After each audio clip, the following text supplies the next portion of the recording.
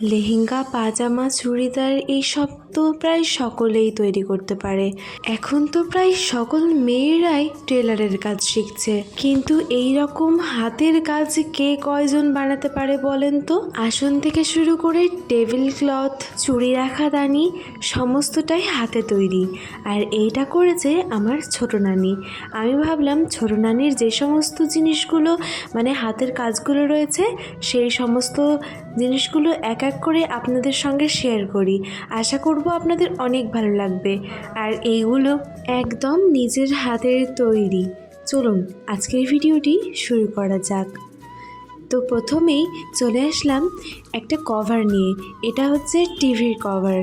তো দেখুন এই টিভির কভারটা কত সুন্দরভাবে বানিয়েছে আমার ছোটো নানি। দারুণ হয়েছিল দেখতে, মানে এতটা সূক্ষ্ম আর এতটা সুন্দরভাবে বানানো হয়েছে, আপনারা সেটা দেখলেই বুঝতে পারবেন যে কতটা সুন্দর হয়েছে এটা। তারপরে চলে আসছি একটা দস্তরখানা নিয়ে। তো এই দস্তরখানাটা দেখুন কতটা সুন্দর নিখুঁতভাবে কাজগুলো করা হয়েছে, একেবারে সমান সমান।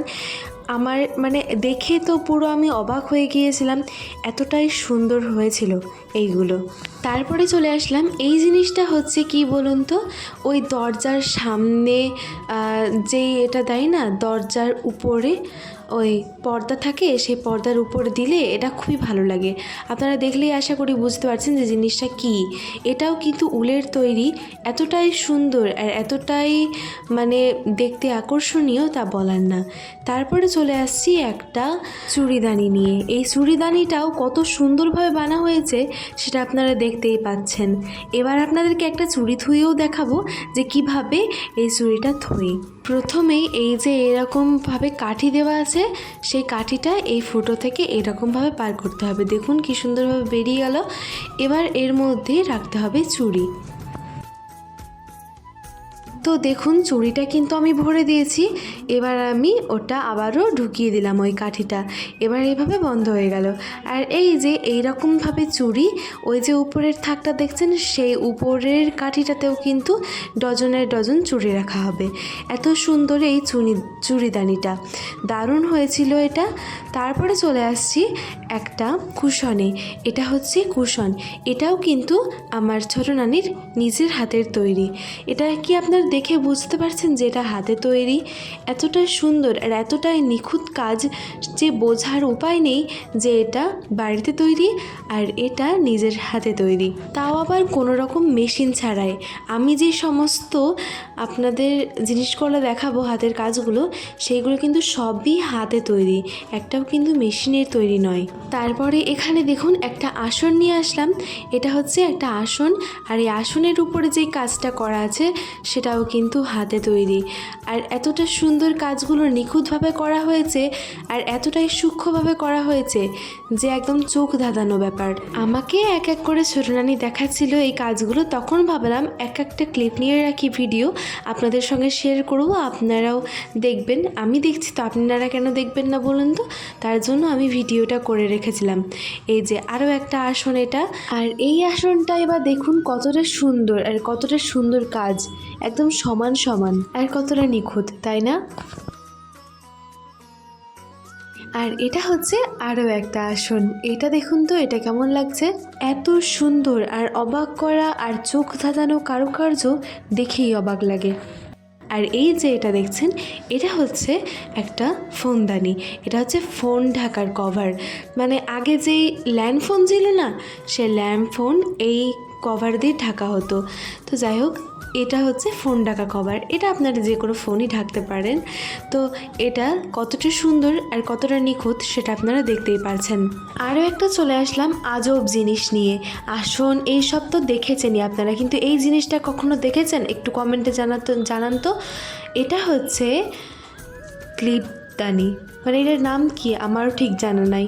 এটাতে ক্লিপ এরকমভাবে রাখা হয়, আবার চিরুনি রাখা হয়।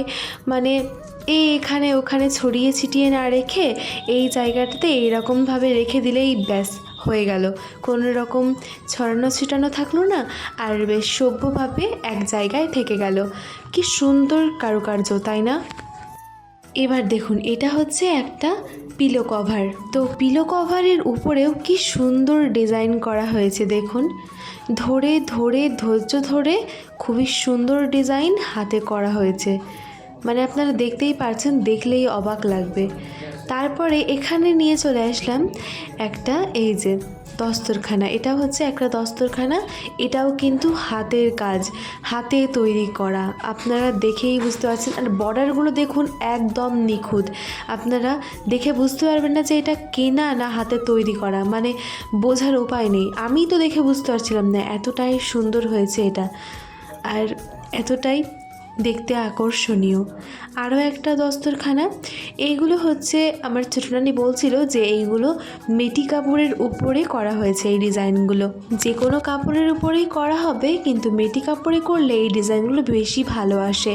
তো দেখুন কি সুন্দর সুন্দর ডিজাইন, আর কতটা সমান আর কতটা নিখুঁত। আর এই যে বর্ডারগুলো করা হয়েছে, সেই বর্ডারগুলো দেখুন কতটা সুন্দর হয়েছে। কেমন লাগছে একটু বলুন তো? খুবই সুন্দর হয়েছে এই দস্তরখানাটাও। আর এটা যেটা দেখাচ্ছি, এটা হচ্ছে আরও একটা আসন। এই আসনটা কতটা সুন্দর হয়েছে দেখুন, মানে একদম ত্রিভুজ ত্রিভুজ, মানে একটা ডিজাইন দেওয়া হয়েছে একদম সূক্ষ্ম সূক্ষ্মভাবে, আর কতটা দেখতে ভালো লাগছে। আরও একটা নিয়ে চলে আসলাম পিলো কভার, এটা আরও একটা পিলো কভার। এই কভারের উপরেও কি সুন্দর ডিজাইন করা হয়েছে। আর এটা হচ্ছে কলসি প্রিন্ট, কলসির মতো ডিজাইনটা দেখুন। তো এটা আমার ছোটো নানি বলছিল এটার নাম হচ্ছে কলসি প্রিন্ট। তারপরে আরও একটা দস্তরখানা, এটাও হচ্ছে মেটি কাপড়ের উপরে করা। বাড়ির সব কামের পরে যেইটুকু সময় অবসর পায় সেইটুকু সময় এইগুলো করে, আর কত সুন্দরভাবে নিখুঁত করে করে। আমি তো পুরো দেখেই অবাক হয়ে গিয়েছিলাম, আর এতটাই সুন্দর হয়েছিল এই কাজগুলো। দেখুন, আপনাদেরকে কাছ থেকে একদম দেখিয়ে দিচ্ছি যাতে আপনারাও স্পষ্ট দেখতে পান যে কত সুন্দর কাজগুলো। আরও একটা দস্তরখানা, এটাও সেই মেটি কাপড়ের উপরে করা। তো আমার ছোটো নানির এই সমস্ত কাজগুলোর মধ্যে, সমস্ত কারুকার্যের মধ্যে কোনটা আপনাদের সব থেকে বেশি ভালো লেগেছে অবশ্যই কমেন্টে জানাতে ভুলবেন না। ভিডিও ভালো লাগলে চ্যানেলটিকে সাবস্ক্রাইব করে পাশে থাকা বেল আইকনে ক্লিক করে অল নোটিফিকেশন অন করে দেবেন, এতে আমার নতুন নতুন ভিডিওগুলো সবার আগে আপনার নোটিফিকেশনে পৌঁছে যাবে। ভালো থাকুন, সুস্থ থাকুন, ধন্যবাদ।